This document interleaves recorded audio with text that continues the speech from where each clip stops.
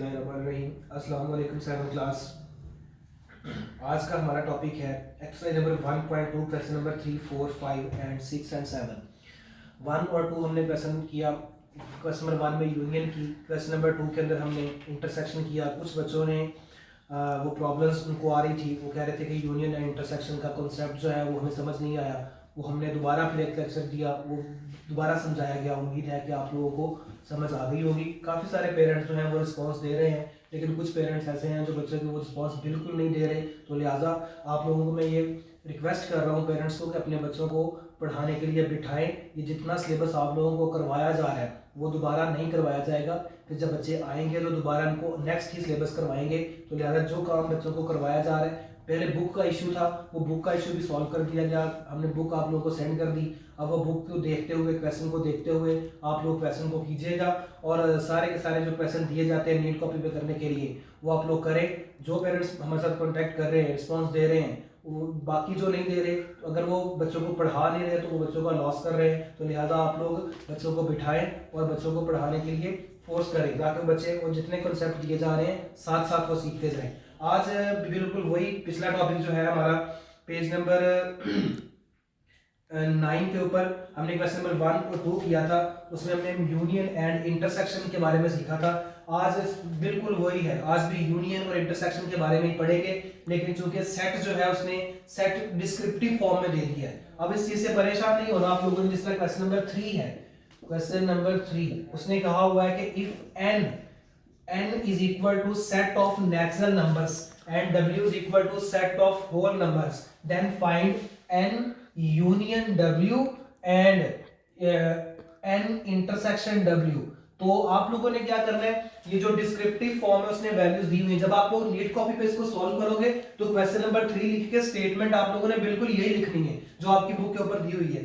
Solution के अंदर आप लोगों ने क्या करना है, सबसे पहले आपने डिस्क्रिप्टिव फॉर्म से इसको टेबुलर फॉर्म में लिखना है। टेबुलर या रोस्टर फॉर्म जो है, आप लोगों को पता है कि नेचुरल नंबर्स क्या है, तो n is equal to natural numbers के अंदर जो जो वैल्यूज आपके पास आती हैं वो लिख लो, उसको सेट बना के लिख लो टेबुलर फॉर्म के अंदर 1 2 3 4 एंड सो ऑन। ये हमारे पास एक फाइनाइट सेट नहीं है, ये हमारे पास एक इनफाइनाइट सेट है। सो n w हमारे पास है 0 1 2 3 एंड सो ऑन। तो जो उसने डिमांड की हुई है n union w and n intersection w, तो उसके मुताबिक सबसे पहले मैं n यूनियन w फाइंड करूंगा। n union w is equal to, सबसे पहले नेचुरल नंबर आ जाएंगे 1 2 3 5 6 and so on. Union w आ जाएगा 0 1 2 3 4 5 6 and so on. You know that हमारे पास नेचुरल और होल नंबर के अंदर सिर्फ और सिर्फ एक वैल्यू का फर्क है, सिर्फ और सिर्फ एक वैल्यू का डिफरेंस है और वो है 0।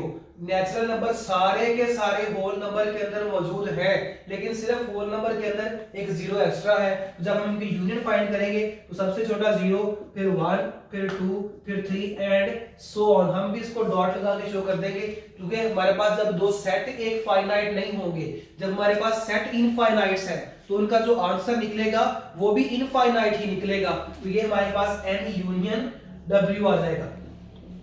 हो सकता है उसकी क्वेश्चन के अंदर डिमांड ये हो कि आप लोग शो करें कि n union w is equal to w। तो हमारे पास जो नेचुरल और w होल नंबर्स की जो यूनियन होगी वो हमारे पास एक होल नंबर्स है। तो बिल्कुल हमने ये शो करवा दिया है, ये देखिए हमारे पास होल नंबर्स है, तो वो रिजल्ट भी प्रूव हो जाएगा। लेकिन ये दी हुई डिमांड के मुताबिक ही हम लोग काम करेंगे। अगर सिर्फ उसने आपको n union natural union whole numbers पूछा हुआ है तो आप लोग इसको बिल्कुल ऐसे नहीं करोगे, जस्ट ऐसे ही करके इसको छोड़ दोगे। अगला हमारा है नेचुरल इंटरसेक्शन w। तो हमारे पास नेचुरल क्या है 1 2 3 and so on. Intersection whole numbers क्या है 0 1 2 3 एंड सो ऑन। तो हमने क्या करना है, इंटरसेक्शन फाइंड करनी है। यूनियन में हम लोगों को पता है कि हम लोग क्या करते थे, यूनियन में हमने सेट ए और सेट बी जो है दोनों के एलिमेंट्स को इकट्ठा करके एक सेट के अंदर लिख दिया है। तो देखिए जो नेचुरल नंबर थे और होल नंबर थे वो सारे मैंने इकट्ठे करके एक ऐसे सेट के अंदर लिख दिया है जिसके अंदर ये दोनों सेट मौजूद होंगे। तो ये हमारे पास एक यूनियन आ गई। अब इंटरसेक्शन में क्या करते हैं, जैसा कि मैंने आप लोगों को बताया था कि इंटरसेक्शन का मतलब होता है कॉमन पॉइंट्स।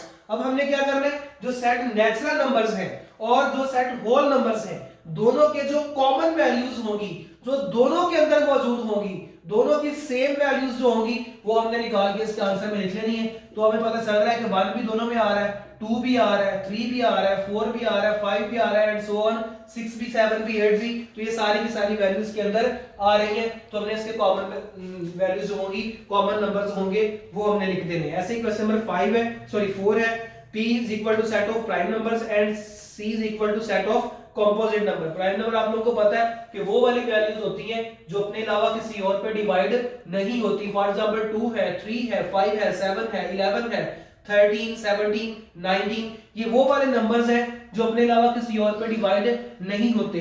और कंपोजिट वो वाली वैल्यूज जो अपने अलावा भी डिवाइड हो जाती हैं। 4 है, 6 है, 8 है, 9 है, 10 है, 12 है, ये सारी की सारी वैल्यूज होंगी वो कंपोजिट सेट की होंगी। तो हमने क्या करना है, पहले तो ये डिस्क्रिप्टिव फॉर्म से इनको टेबुलर फॉर्म में लिखना है, जैसे मैंने यहाँ पे लिखा हुआ है, एन भी लिख लिया और डब्ल्यू भी लिख लिया। आपने भी क्या करना है, पी भी लिख लेना है और सी भी लिख लेना है। फिर बाद में पी यूनियन सी निकालना है और पी इंटरसेक्शन सी निकालना है। पी यूनियन सी में तो दोनों को इकट्ठा करके लिख देना है, लेकिन जैसे ही पी इंटरसेक्शन सी निकालोगे तो आप लोग फौरन चेक कर लोगे कि दोनों में कॉमन कोई एलिमेंट नहीं होगा। तो इंटरसेक्शन जो होगी पी और सी की, प्राइम नंबर और कंपोजिट वैल्यूज की, वो हमारे पास एक एम्प्टी सेट आएगा। अगला क्वेश्चन नंबर 5 है, उसमें उसने सेट ए दिया हुआ है, सेट बी दिया हुआ है, सेट सी दिया हुआ है और फर्स्ट पार्ट है A union B union C. ये पूछा हुआ है A union B union C. अब 3 सेट दे दिए उसने। अब आपने ये नहीं करना कि तीनों को इकट्ठा करके लिख के और आंसर निकाल देना, नहीं। आप लोग क्या करो, जिस तरह आप लोगों को पता है कि न्यूमेरिकल वैल्यूज के अंदर बोर्ड मास का रूल है, सबसे पहले ब्रैकेट्स को सॉल्व करते हैं। तो आप लोग भी यहाँ पर सबसे पहले जो ब्रैकेट के अंदर चीज ने पूछी हुई ना, इसको सॉल्व करो। बी यूनियन सी निकालो, इसका एक आंसर निकाल लो। जब ये निकाल लो तो फिर बाद में उसको ए यूनियन, उसके आंसर की दोनों की यूनियन निकाल लीजिएगा। तो ये आपने ऐसे ही स्टेप बाय स्टेप करना है। जो इसका सेकंड पार्ट है इंटरसेक्शन वाला, वो भी ऐसे ही पहले ब्रैकेट को सॉल्व करना है, फिर उसको आपने बाद वाली वैल्यू के साथ करना है। तो क्वेश्चन नंबर 6 जो है वो भी बिल्कुल ऐसे ही, सिर्फ ए बी सी की जगह पे उसने एक्स वाई जी दिया हुआ है। तो लास्ट वाला जो क्वेश्चन है इसके अंदर, उसको देखिएगा जरा। सेट आर दिया हुआ है, R is equal to 0 1 2 3, s is equal to 0 to 4 and t is equal to 1 2 3 4। Then find r difference s। मैंने कहा था कि डिफरेंस को लिखने के 2 मेथड है, या तो ऐसे बार लगाकर या फिर r डिफरेंस s। तो इसके अंदर आप लोगों ने एहतियात करनी है, करनी तो हर एक के अंदर है। जो सेट पहले लिखा जाए वही सेट के मेंबर्स पहले लिखने हैं, लेकिन इसके अंदर बिल्कुल ध्यान से, क्योंकि r के एलिमेंट जो है वो है, सेट r हमारे पास है 0 1 2 3, जबकि डिफरेंस s मेरे पास है 0 2 4। तो r डिफरेंस s कैसे निकालते थे कि r के वो वाले मेंबर्स जो s के अंदर मौजूद नहीं होंगे। अगर s डिफरेंस r होता, जैसे कि उसने नेक्स्ट पूछा हुआ है s डिफरेंस r, तो s के वो वाले मेंबर्स जो r के अंदर मौजूद नहीं होंगे, तो फिर इसके मुताबिक हमें s की वैल्यू पहले लिखनी पड़ेगी और r की वैल्यू बाद में लिखनी पड़ेगी। लिहाजा r डिफरेंस s फाइंड कर रहे हैं, तो फिर हमने क्या करना है, इसमें से r डिफरेंस s में से r के वो वाले मेंबर्स जो इसमें मौजूद नहीं होंगे, तो 0 इसके अंदर है, तो 1 नहीं है, 3 भी नहीं है, तो ये हमारे पास निकल आया r difference s। r difference s निकल आएगा। ऐसे ही आपने t difference s, r difference t और s डिफरेंस r निकालना है। ये सारे के सारे क्वेश्चन आप लोग खुद अपनी नीट कॉपी के ऊपर कीजिएगा। उम्मीद है कि आप लोग ये क्वेश्चन को सॉल्व कर रहे होंगे और अपनी नीट कॉपी जो है वो कंप्लीट कर रहे होंगे। अल्लाह तबारक व तआला हम सब का हामिद नासिर हो। अल्लाह हाफिज़।